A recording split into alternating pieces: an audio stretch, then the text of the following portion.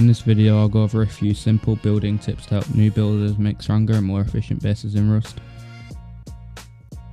Every base should have some sort of honeycomb, whether it's a shell, a simple honeycombing or anything like that. As long as it's not just one wall into the TC, every base should realistically have some sort of honeycomb. People can get it wrong though. They get misled by large group mainstream YouTubers who make their bases 5 walls to core, and most people seem to think that more walls to core equals more raid cost. While on the surface it kind of does, it can also lead to some major flaws later down the line. Having 5 walls to core doesn't necessarily make your base stronger. Sometimes it ruins progression, or well, it always will ruin progression. It will make your bases very vulnerable in the early stages, as you won't have much of your second floor built or your third floor because you've spent all your mats using it to honeycomb your core. A counteract would be having your loot on third floor instead of keeping it all in core in one place, and then having the raiders to search for your loot instead of just going straight to core and getting your loot. There's also more flaws to having loads of walls to core, such as when you have loads of walls to core, your compound's going to be exceptionally wide, and usually make base upkeep very expensive. Okay, so now I'm going to show you how to properly honeycomb. So say for an example I was to build a 2x2. You'd get the regular 2x2, then maybe you get an airlock like that. Okay, so that's like, you know, the basic 2x2, and then you'll have, say, maybe a jump up here, and you'll have like a loop here, just stuff like that. Okay,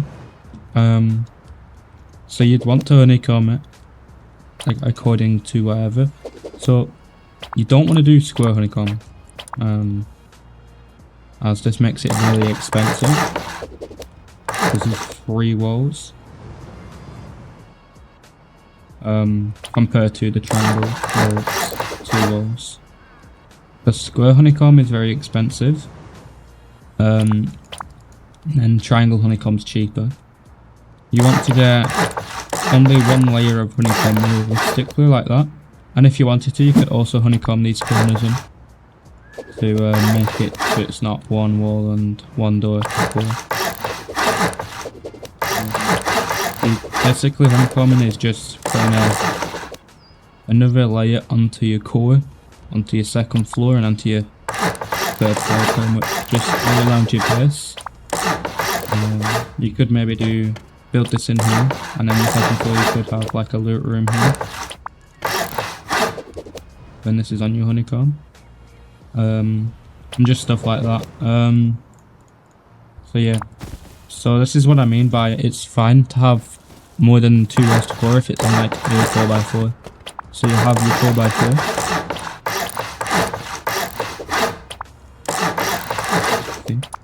And then we'll have your layer here. See, and say this would all have walls here. So this would already be 2 walls, but because it's a 4x4 and it's a bigger group size, people like to get like a layer of honeycomb. But the shell doesn't actually count as, like, it does count as honeycomb, but it's not like, you know, actually triangle.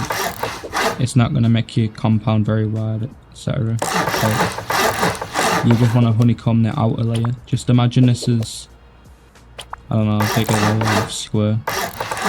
Then you honeycomb the bigger layer of square, sort of thing. And that's how people like usually honeycomb a 4x4.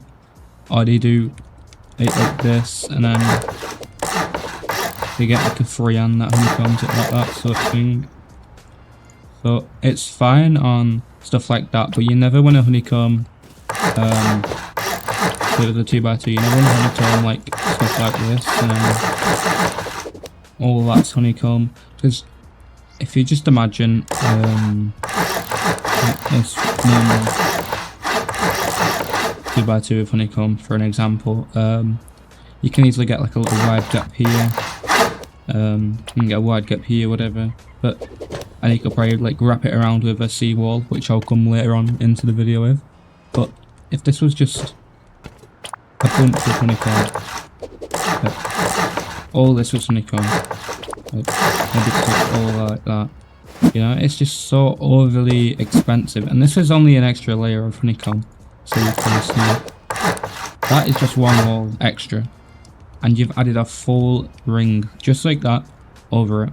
So just imagine now the people who are saying in people's comments, oh, I need at least 4 walls to cover, bunkers, etc. It's just going to be too overly expensive. So you're never really going to be able to find solo bases, or like, especially not good solo bases with compounds and like all the stuff you'd want to see, like seawalls and, you know, stuff like that. You're not going to find any a good one that's 3 walls to core. Never.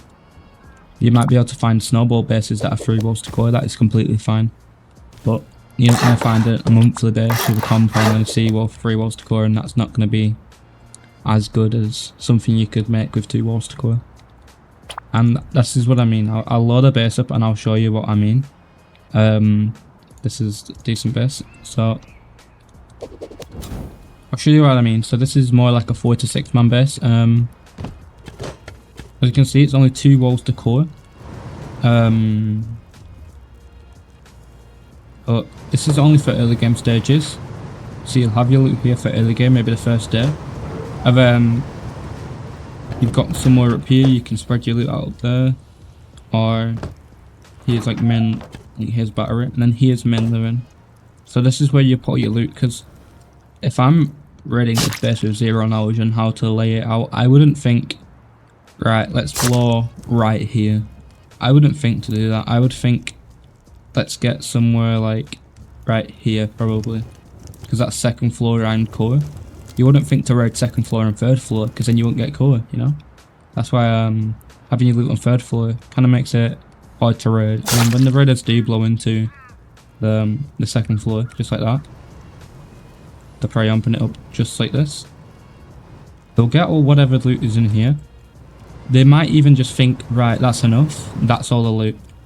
But if even if they're curious, like, oh, there has to be more loot, they either will not have enough to raid up to get all the way up here and get all your loot, or they might just think, right, let's just forget it, because, you know, it's not worth the risk. What if there is nothing up there? And it's 3rd floor, so it's like, you're not going to expect all loot to be 3rd floor, because that's kind of like a weird kind of place to put it, and that's why it's so good. So seawalls are quite essential in making good monthly bases nowadays, and they're quite easy to make once you get a good footprint. The pros of having a seawall over a furnace wall, or have like nothing, is, for one, seawalls provide way better turret coverage, as they can see all of like the outside of the seawall. Say there was a furnace in place, the furnace would usually block the turrets from seeing outside of the compound, say the wall was to get breached. And with a seawall, it kind of defeats that con. And yeah, and it's also really good for progression, as it can form a half wall layer, so raiders can't, or just players in general can't just jump straight into your compound before you've got the high walls down. It also doesn't cost that many resources to make. It only costs a bit of stone, instead of, let's say, perhaps a large furnace costs low grade, which might not be the biggest problem to some groups, but if you're a solo, you kind of be wanting to spend your low grade on other things other than a furnace. Also, like, furnaces aren't the biggest, like, most important thing for smaller groups as well. Obviously, if you're a larger group, you're going to have a bigger compound, so you can probably fit them large furnaces in. But if you're a solo, realistically, you kind of be wanting to use electric furnaces and just regular furnaces. Electric furnaces are just a lot cheaper and better to use. You can just hook them up and they're very safe. They can just sit underneath one of your jump ups and they do kind of like the same thing. Seawalls kind of act like an extra layer of, you know, defense. In a raid, if you've got a furnace wall, raiders, if they come prepared, they can just jackhammer through it in a matter of seconds. While with a seawall, they're going to have to either break through it or ladder over it, which are both beneficial to defenders and raids. If they break through it, that's just more rockets being spent and wasted. And if they ladder over it, it's kind of just like a weak point for them. They'll have to sit there and climb over something whilst you can kill them.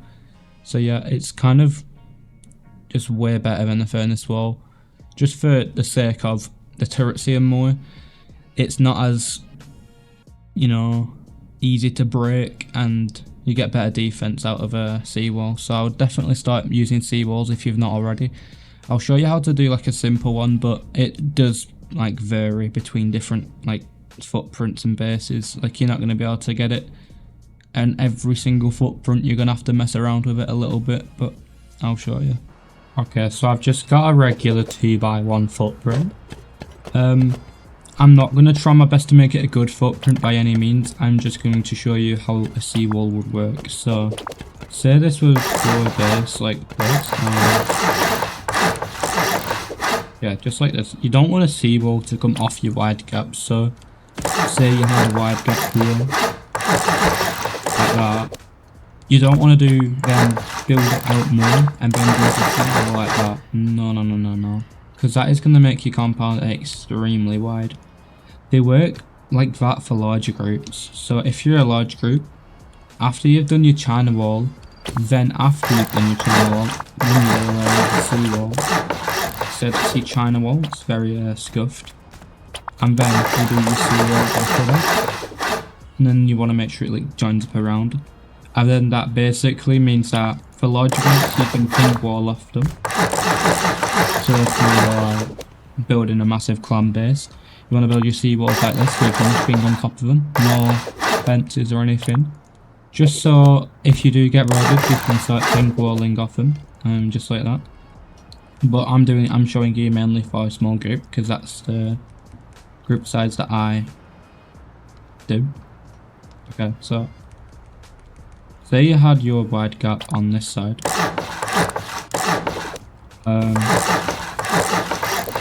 You don't want to have wide gaps on all sides, by the way, guys. That's going to be coming in the next part of this video. I'll explain that in a deeper form, but let's just build something off here. So we'll have like maybe something like this. This could maybe be our gatehouse right here. This could maybe be a gatehouse. And then it could be like the historic house. Little peek looking into compound here. Like this. Okay, so now you've got this, so you can build a shooting floor up on these wide gaps, do whatever you want. But as you can see, it's alright. So you didn't need to place these squares because you could do like a wide gap here, and then your shooting floor could come around over like this and like that. But I'm gonna add these 2 triangles here and 2 squares, and as you can see, just imagine it as building a mini China wall or a China wall footprint, but really tight to your base. It sort of wants to come really close to each other and make sure they can't jump through. If they can jump through, then you've done it wrong. So it does really like depend on a different footprint. There's no best way to build one. There's no specific way. You're just gonna have to kind of mess around with it until you get a good one. There's no alright, just do this, just do that. Like, you just gotta kind of like mess around until you get a good one. I can show you on a different footprint. So I'll do maybe not like, because they're quite hard, and I want to show you something pretty basic. We can do like a little circle now. I'm gonna make this 2-sided. And I do not have a footprint in mind at all. I'm just going to wing this. So I'm probably going to do maybe a wide gap on this side. I'll probably push these 2 out a little bit, just like that. And then probably imagine seawalls and do gatehouse here maybe. You know, and then I'll probably seawall come out like that maybe. Okay, so now I need this to join up with this side. So I'm just going to mess around, and you'll see what I mean by like you just kind of have to mess around a little bit with it until you get it. So this would be like my bedroom, would be here. Man, yeah, that would work. Oh, I'm jump through. This is called conditional ceiling. I wouldn't recommend like doing this all the time, but if you can place these frames in them. Maybe if you're making stones, sometimes that's how it works, but this one works with this. And this is called a conditional seal, and it's when you can jump through it normally, but if you've got these 2 frames here like that, then you can't jump through. So, but I'm going to try and make a good shield, good seawall where you don't have to conditional seal it. So I'm just gonna move it a little bit like that.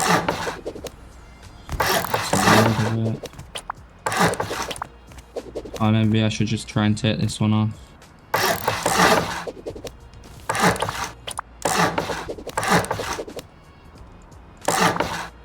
As you can see, it's kind of trial and error.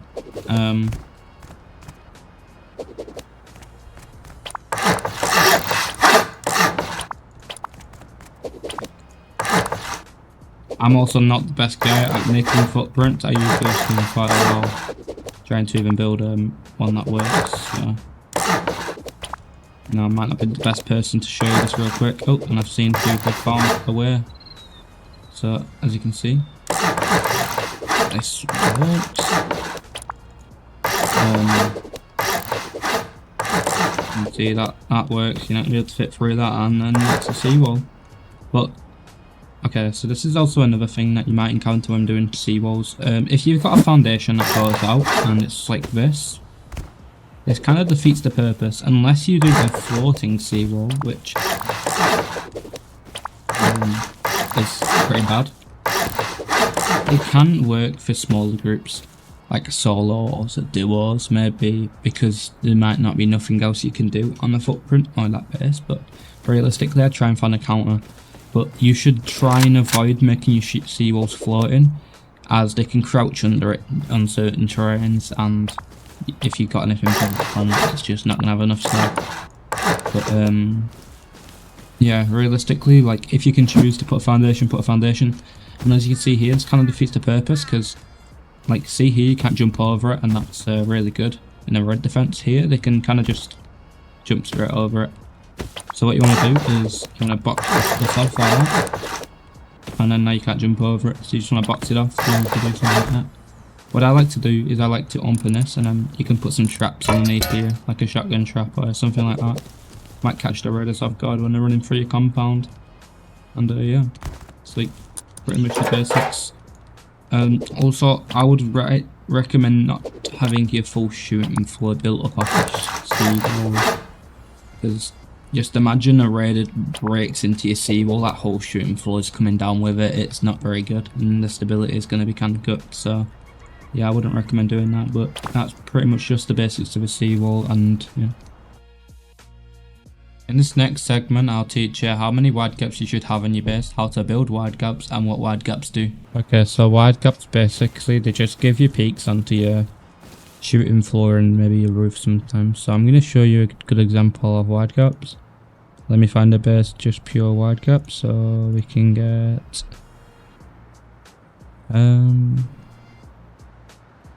which one? Don't mind any of these bases, these are just usually trolls.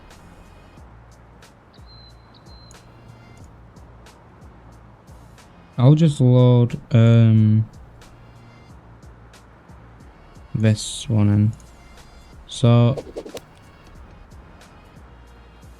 once this loads, okay, so this is a wide gap. It's basically a gap between your main base and an external build out which is connected to a tool cupboard, which is not in your main base. So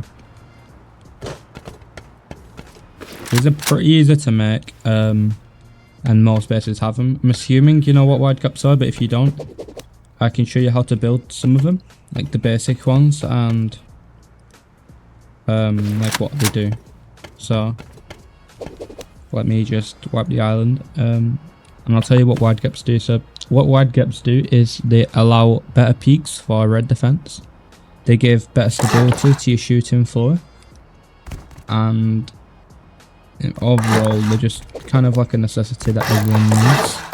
I'll show you how to build 2 wide gaps. This is a really good footprint showing you how to build wide gaps. So I will show you how to do 2 types of wide gaps here, and then I'll show you how to do 2 types of wide gaps on this here. So 2 types of wide gaps on squares. You go 1, 2.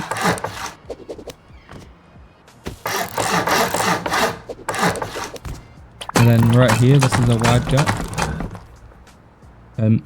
That easy. So you just build 2 squares out of triangle, and then you build back with triangles.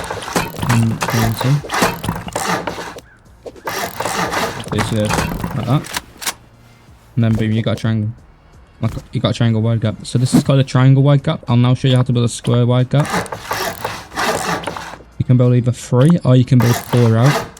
If you build 4 out, then you can get a square on the end.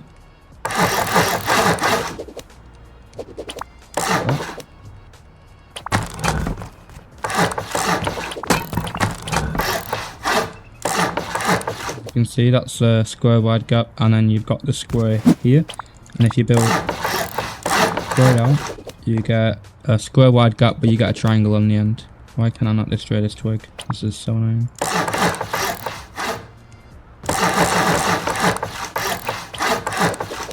And you can like wide gap the sides in just like that, and then that's just basic wide gap that a lot of bases use. As you can see. Okay, so that's 2 types of wide gaps on the square. Now I'll show you on the triangle. So one of the wide gaps, which I wouldn't really use that much, I wouldn't really recommend it, as it's not the best, is you do a square and a triangle, and then this centers it into the center of this. Then you go 2 squares out.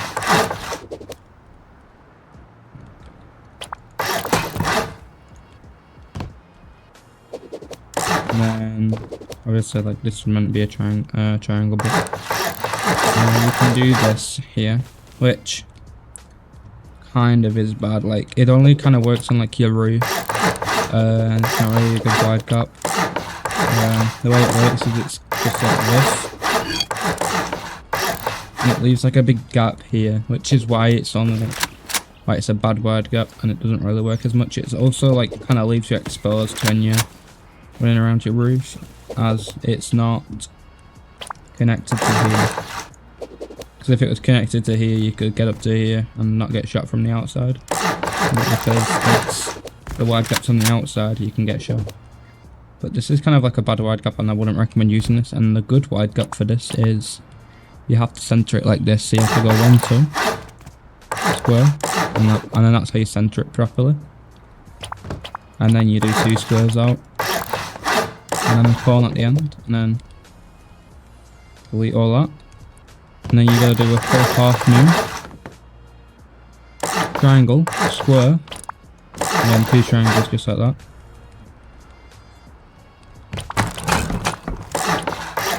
And you can you know, do what you want with like all that boxed in and all stuff like this. But this one's like a better wide gap. It's like this. And yeah, so really good wide gap. That's the one that most people use. So yeah, that's how to build them. Like I said, the pros are increases stability, better defense. And yeah, realistically, you don't want as many. You don't want wide gaps on every side of your base, because every single wide gap, say this was a wide gap right here, it's not going to be connected to your main tool cupboard unless you do some sort of let me just show you. So we have a wide gap that's 2 squares out for an example.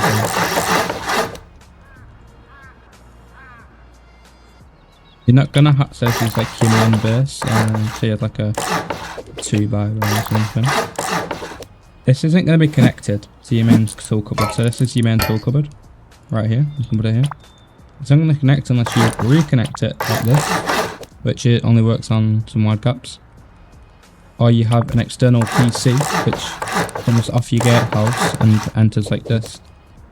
And then it also, wide gaps also, so all this comes out here and comes to here. So then when you destroy your main TC, or say you get raided and someone destroys your main TC, they can't replace it, which means they can't seal your base. Because for an example, I didn't have this tool cupboard. They can't replace the TC here, they can't seal they can't do much. They can't pick up your workbench, for an example. So it's really good to have external tool cupboards and wide gaps, just for that purpose alone. And yeah.